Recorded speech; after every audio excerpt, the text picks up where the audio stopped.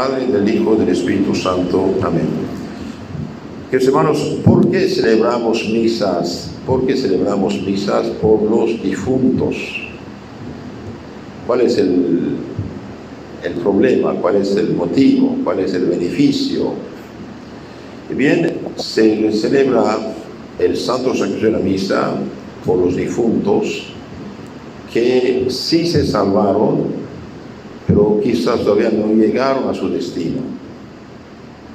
Cuando una persona muere, con nuestras palabras, cuando el espíritu inmortal, que es el alma, se separa del cuerpo, es lo que llamamos muerte, pasa al juicio de Dios, lo que me hace consciente que existo, que vivo, que estoy aquí hablando. Esto es mi alma, no muere. Bien, cuando el alma se separa del cuerpo, pasa al juicio de Dios. O se salva o se condena. Se salvan todos los que están en ese momento perdonados, reconciliados con Dios. Están lo que llamamos en estado de gracia, de santidad. Aunque hayan hecho pecados en su vida, aunque hayan desviado, el momento de confesar sus pecados, reconocer su falta frente a Dios y piden perdón, Dios nos dejó el sacramento del perdón de los pecados, que es la confesión, para reconciliarnos con Él y cerrar delante de nosotros la puerta del infierno, abrirla del cielo. Entonces, cuando una persona deja este mundo, dije, en estado de gracia se salva. Y si en el momento de la separación, por desgracia, está en pecado mortal, separado de Dios, y bien ve su vida tal cual como Dios la ve y cae en el infierno para siempre. Es como un cordero echado en los leones. Y esto es para siempre. Es una angustia tremenda, un sufrimiento tremendo que nunca se acabará. ¿Por qué? Porque Dios es fuente de todo bien, toda alegría, toda dicha. Ellos renunciaron a Dios para seguir sus caprichos y sus deseos y pasiones. Entonces, toda persona que en el momento de la muerte está en pecado grave, pecado mortal, no confesado, sin arrepentimiento total, y bien cae al infierno. ¿Qué pasa con los que se salvan?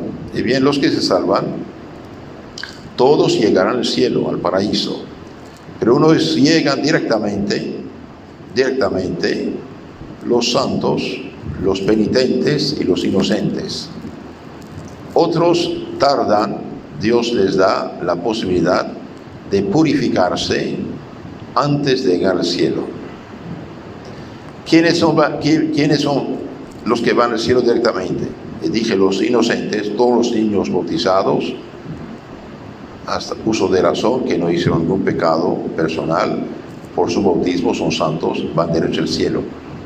De ahí la importancia de bautizar cuanto antes los niños y de no seguir una moda de origen protestante que vamos a hacer la presentación del niño. No, señor, se bautiza el niño cuanto antes en la semana para hacerlo hijo de Dios y abrir delante de él la puerta del cielo. Entonces, todos los niños, todos los inocentes que mueren bautizados van al cielo directamente, antes del uso de razón. Y todos los adultos que sí quizás pecaron, pero hicieron penitencia, no tienen nada que pagar a la justicia de Dios, esos también van directamente al cielo, los inocentes y los penitentes, como San Pablo, por ejemplo, Santo Agustín, la Magdalena, etc. Ahora, ¿qué pasa con los demás? Bien, los demás, el Evangelio dice, darán cuentas por una palabra ociosa, darán cuentas a Dios por una palabra ociosa que dice. San Pablo dice a los corintios que sí salvarán, pero como pasando por el fuego. El cardenal Bacci tiene un librito que se llama Cómo ayudar a nuestros difuntos, cortito, dice en su introducción de ese librito chiquito, dice una cosa extraordinaria, muy sencilla pero muy clara. Dice, el purgatorio es la obra maestra de la justicia y de la misericordia de Dios. Obra maestra de justicia y de misericordia. San Juan en el Apocalipsis nos dice que nada manchado puede entrar en la Jerusalén celeste, este es en el paraíso. Apocalipsis 21, 27. Pocas son, sin embargo, las almas privilegiadas que llegan al momento supremo de la muerte con la inocencia bautismal. El Espíritu Santo nos dice que aún el justo peca 7 veces por día, o sea, muchas veces. Proverbios 24, 16. Todos faltamos y nos manchamos con muchas culpas, aunque ligeras, si no mortales, por lo menos veniales. Es cierto que con el arrepentimiento y con los sacramentos podemos obtener el perdón de la misericordia divina, pero queda siempre la pena temporal que pagar, una deuda a pagar. ¿Por qué? Porque ningún cristiano, después del bautismo, tiene derecho al pecado, ni venial ni mortal. El pecado mortal es para Dios, lleva al infierno si uno muere, pero si se confiesa, se perdona el infierno eterno, pero queda algo a pagar. Por eso, cuidado, la confesión sirve para perdonar la pena eterna del infierno. Nosotros habíamos dado la espalda a Dios, alejándonos de Él. Al confesarnos cambiamos de rumbo hacia Él. Entonces Cristo nuestro Señor, por su cruz, su pasión, paga la pena eterna.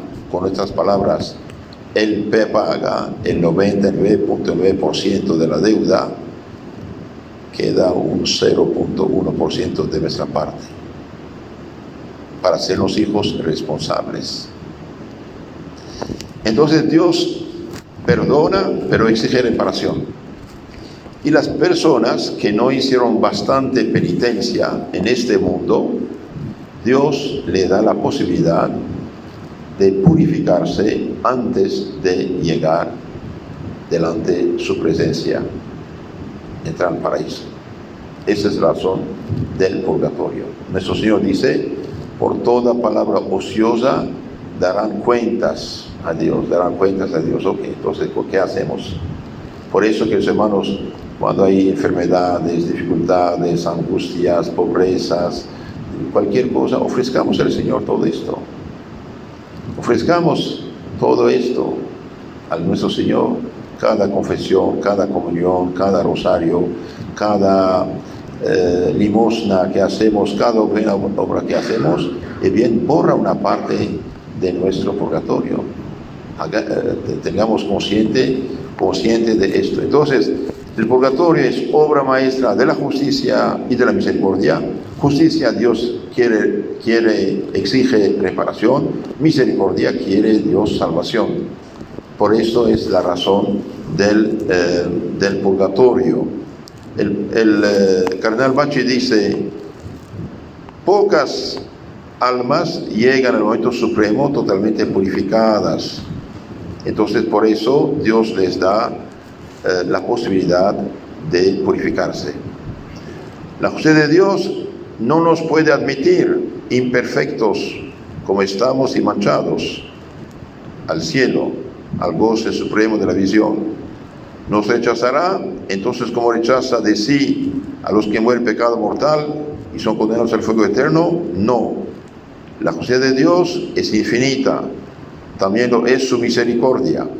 He aquí el purgatorio, donde las almas muertas en gracia de Dios, pero llenas aún de escorias, imperfecciones, deudas temporales que pagar, encuentran el modo de purificarse y de hacerse dignas del premio eterno.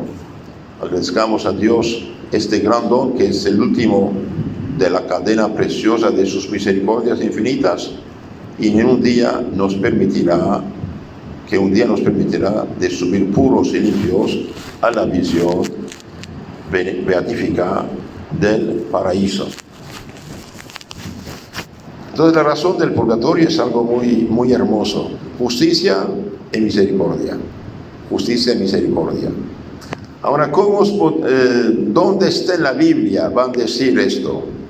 Es bien que quede claro, yo estoy harto de esto, La religión cristiana, auténtica, católica, apostólica, de Cristo y sus apóstoles, no es una religión basada en un libro escrito.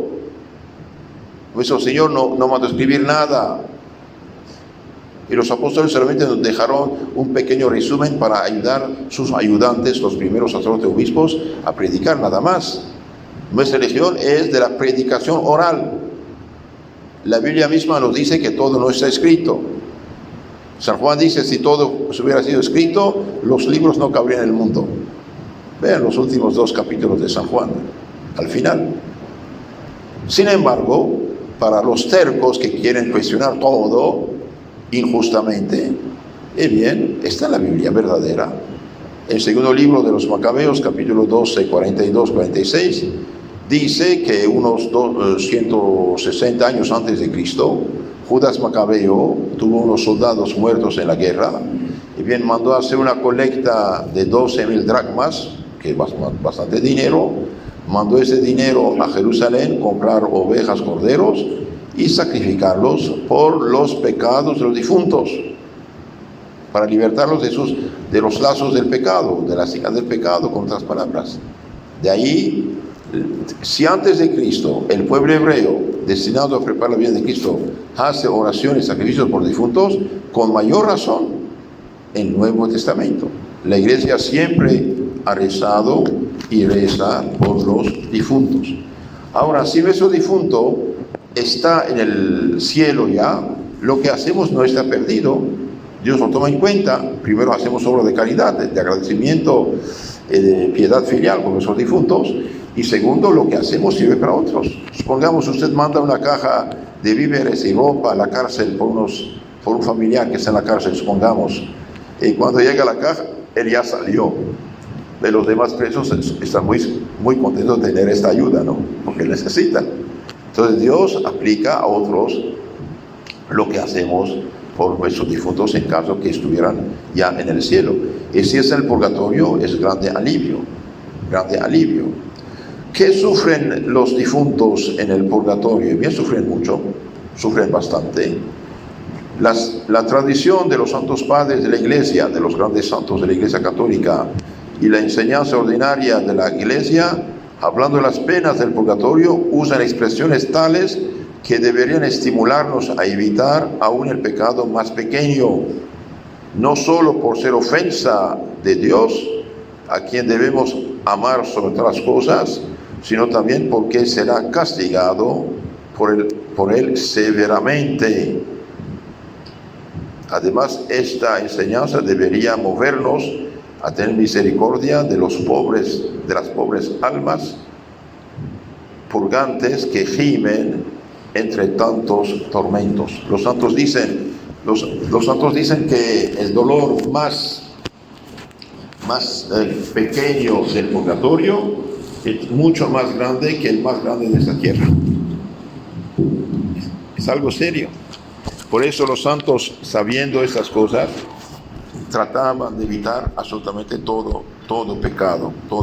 Tratemos entonces de vivir cristianamente. Ahora, ¿cuánto tiempo queda en el purgatorio? Depende de las fallas y faltas y debilidades de cada uno. Nosotros, ¿qué podemos hacer por ellas? Y bien, podemos hacer muchas cosas por ellas. Muchos. ¿Cómo podemos ayudarlas? Y bien, podemos ayudarlas de muchas maneras. Con oraciones, de ahí la importancia de los rosarios, novenarios, con las limosnas, con el ayuno y sobre todo con el más grande de los medios, con la Santa Misa.